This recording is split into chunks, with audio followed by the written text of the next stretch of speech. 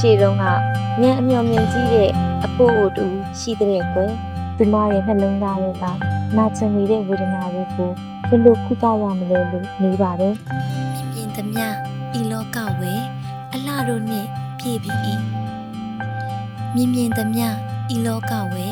အလှတို့ဖြင့်ခြေသဖြင့်လေမြင်ခွင့်ရှိမှမြင်စွမ်းရ၏နေ့စဉ်နေ့တိုင်းမှာကိုယ့်အတွက်ကိုယ်တိုင်ကျင့်တတ်စေမယ့်အရာလေးတစ်ခုကိုအနည်းဆုံးလုပ်ရမယ်ကိုလိုချင်တာတွေမရတဲ့အခါကိုယ်ဆန္ဒတွေမပြည့်ဝတဲ့အခါသူ့အလိုလိုစိတ်ဆင်းရဲနေတတ်ပါတယ်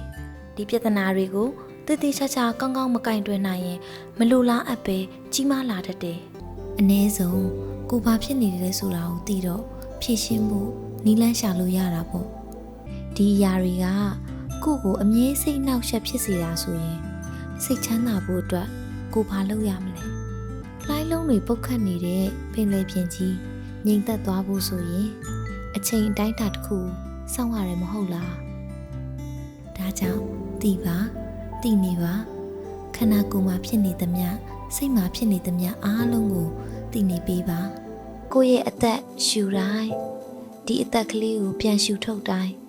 ပင်ပန်းစေတဲ့စိတ်ဖိစီးမှုတွေအားလုံးတဖြည်းဖြည်းလျော့ကျသွားပါစေဒီလိုလေ့ကျင့်မှုဆိုရင်အကောင်းမြင်စိတ်ထားရှိရမယ်